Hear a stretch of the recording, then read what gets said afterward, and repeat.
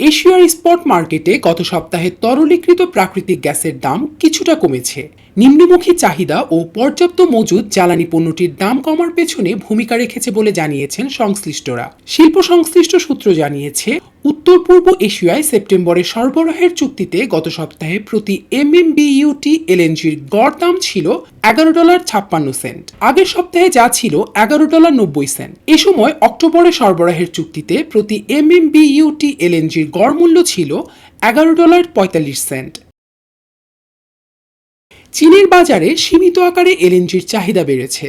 Argus জানায়, দেশটির রাষ্ট্রায়ত্ত জ্বালানি প্রতিষ্ঠান বেইজিং গ্যাস সম্প্রতি দুটি এলএনজি কার্গো কিনেছে। এতে প্রতি এমএমবিটিইউ এলএনজির দাম ছিল $12 নিচে। প্রতিষ্ঠানটি গত বছর জানিয়েছিল, $12 বা তার ওপরে দাম হলে আমদানি তাদের জন্য ব্যয়বহুল হয়ে পড়বে। যদিও এ সময় বাড়তি মজুদের কারণে এশিয়ার উত্তর পূর্ব দেশগুলোয় পণ্যটির চাহিদা নিম্নমুখীই ছিল। এদিকে ইউরোপের দেশগুলোয় তীব্র গরম কিছুটা কমতে শুরু করেছে। ফলে এই অঞ্চলে গত সপ্তাহে তুলনামূলক স্থিতিশীল ছিল এলএনজির বাজার দর।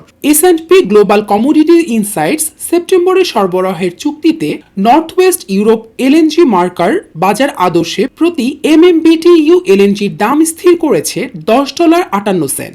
এটি টিটিএফ এ ভবিষ্যৎ সরবরাহের চুক্তি মূল্যের তুলনায় কম। আর্গাস গত সপ্তাহে প্রতি এমএমবিটিইউ এলএনজির মূল্য নির্ধারণ করেছে $10.54। অন্যদিকে স্পার্ক কমোডিটিস প্রতি এমএমবিটিইউ এলএনজির দাম নির্ধারণ করেছে $10.53।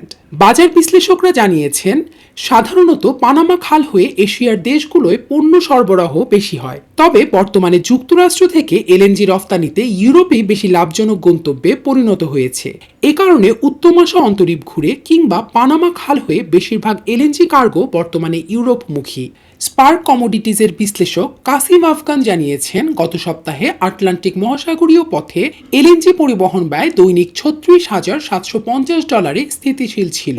অন্যদিকে প্রশান্ত মহাসাগরীয় পথে এ সময় এলএনজি পরিবহন ব্যয় ছিল দৈনিক $33,250।